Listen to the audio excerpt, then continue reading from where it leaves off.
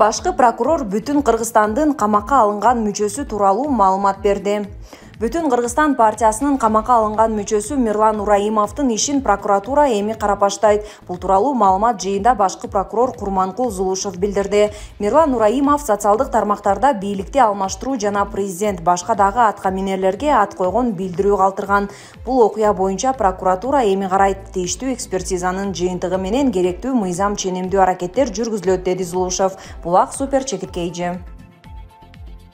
УКМКнын алдында митинг өтүп жатат. Бүгүн 9 февралда УКМКнын имаратынын алдында митинг өтүп жатат. Чогулгандар бүтүн Кыргызстан партиясынын мүчөсү Мирлан Ураимовдун кармалышына нааразы болушууда. Митингге чогулгандар Ураимов мыйзамсыз кармалганын, ага коюлуп жаткан айыптар негизсиз экенин айтышууда. Эске салсак, кечээ 8 февралда бүтүн Кыргызстан саясий партиясынын активдүү мүчөсү Мирлан Ураимов кармалды. УКМК берген маалыматка караганда, Ураимов кылмыш жаза кодексинин 327 беренеси менен камалган, тагыраагы социалдык тармактарда чагымчыл материал тараткан деген шек менен айыпталууда. Мирлан Ураимов УКМКнын убактылуу кармоочу жайына 48 саатка киргизилди. Учурда тергөө жүрүп жатат. Мирлан Ураимов бүтүн Кыргызстан партиясынын мүчөсү. Партиялаштары ал оппозициялык саясий көз карашы үчүн кармалганын айтып жатышат. Ураимов 2021 жылы өзгөндө Кыргыз-Өзбек чек арасындагы Кемпир-Абад суу сактагычынын плотинасын Өзбекстанга берүү тууралуу макулдашууга каршы нааразычылык акциялардын уюштуруучуларынын бири.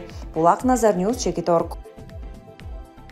Адахан Мадумаров партиялашы Мирлан Ураимовдун кармалышы тууралуу пикирин билдирди. Жогорку кеңештин депутаты бүтүн Кыргызстан партиясынын лидери Адахан Мадумаров партия мүчөсү Мирлан Ураимовдун кармалышы тууралуу пикирин билдирди. Бул тууралуу ал жогорку кеңештин бүгүнкү жыйынында айтты. Анын айтымында, укук коргоо органдары адамдарды түндө кармоо учурун токтотушу керек. Ураимов өзүнөн кичүү адамдарга да үнүн бийик көтөрбөгөн адам. Ал эмне, террористпи, оор кылмыш жасадыбы, же эмне, мамлекеттен акча уурдадыбы, же бирөөнү сабап салдыбы? Жакшына эле суракка чакырсаңар келмек, деди Мадумаров. Мындан сырткары ал Ураимовдун кармалышын партияга карата басым деп баалады. Булак медиа центр, Чекиркейжи. Жеңишбек Токторбаев: Байсалов депутаттыкка койсо 100 добуш да ала албайт.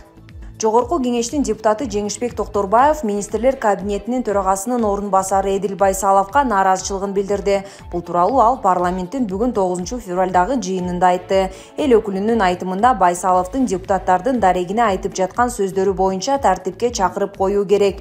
Мындай карап көргөндө, Эдил Байсалов өлкөдөгү 4-чү адам. Депутаттарды мыскылдап, шакабалап сүйлөөгө ким уруксаат берди? Биз депутатпыз. Бул жерде элдин добушун алып келген өкүлдөр отурат. Алды 25 000 добуш алса, арты 7 000 добуш алган. Андай кыйын экен, депутат болуп келбейт беле? Ал депутаттыкка койсо 100 добуш албайт. Эч ким аны сыйлабайт, урматтабайт. Кылыбыз кыйшайбайт деп кыйкырып, депутаттарды мазактап жатат. Анын жүрүм-турумун кароо керек, деди депутат. Эске салсак, жогорку кеңештин 3 февралдагы жыйынында депутаттар министрлер кабинетинин төрагасынын орун басары Эдил Байсаловдун парламент тууралуу айткандарын сынга алып, аны тартипке чакыруу тууралуу өкмөт башчыга жана президенттин парламенттеги өкүлүнө кайрылган. Ал эми депутат Исхак Масалиев болсо, кызмат адамдарына парламентти сындоого мыйзам тыюу саларын белгилеп, Эдил Байсаловго чара колдонулушу керектигин билдирди. Булак Назар Ньюс, Чекиторг.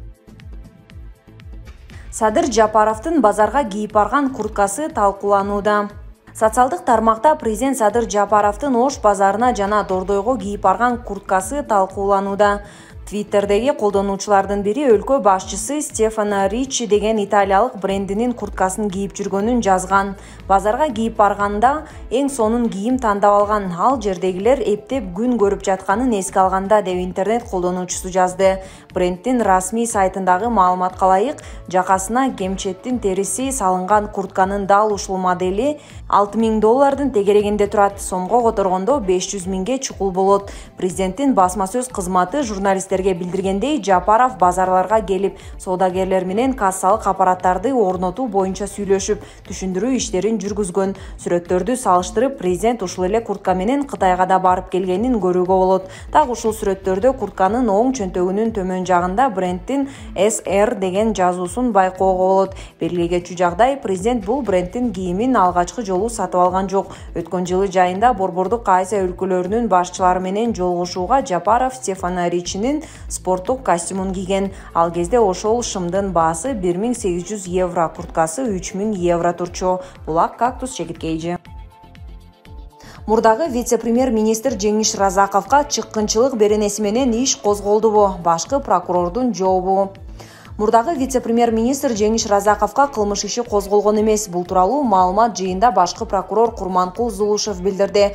Башкы прокурор Курманкул Зулушевдин маалымат жыйынында журналисттер мурдагы вице-премьер-министр Жеңиш Разаков ЖМКларда чыккынчы деген маалыматтар чыкканын, анда ал Тажикстанда атайын кызматы менен иштешет деп айтылганына токтолуп, иштин чоо жайын сурады. Зулушев бул иштен кабары бар экенин, учурда бул иш боюнча Жеңиш Разаковго карата кылмыш иши жоктугун айтты. Ошону менен катар аталган маалыматты жарыялаган журналистке козголгон иш бар экенин белгиледи.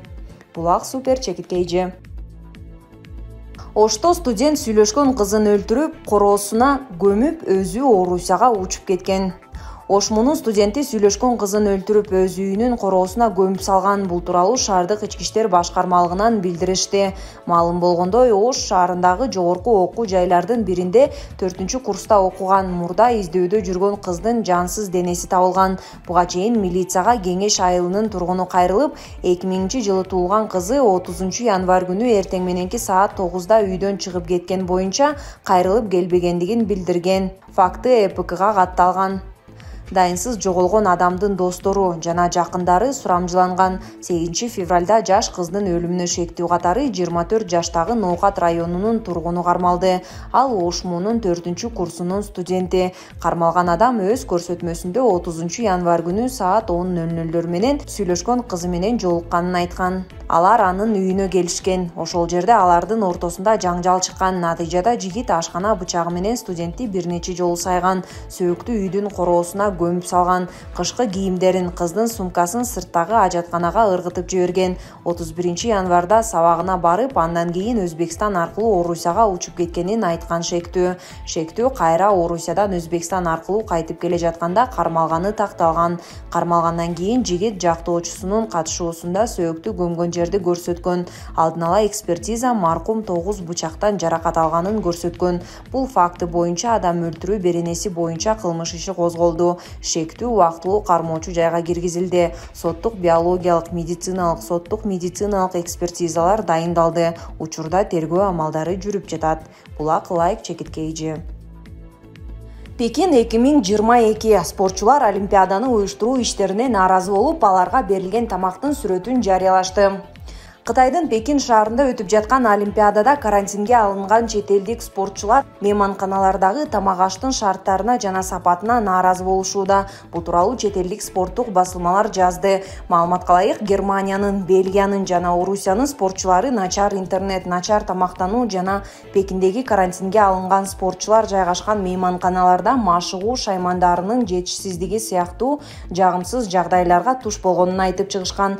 Фитнес үчүн шаймандардын жетишсиздиги жана өз командалары менен байланыша албагандыгы мелдеш алдында өзүн мыкты формада кармоого аракет кылган спортчулар үчүн өзгөчө көйгөй жаратып жатканы белгиленген. Ал арада Эл аралык олимпиада комитети Пекиндеги олимпиадада карантинге алынган спортчулардын шарттары жана тамактануусу жакшырат деп убада кылды. Белгилей кетсек, кышкы олимпиада оюндары Кытайдын Пекин шаарында ушул тапта өтүүдө. 4 февралда башталган олимпиада 20 февралга чейин созулат. Булак супер чекиткейжи.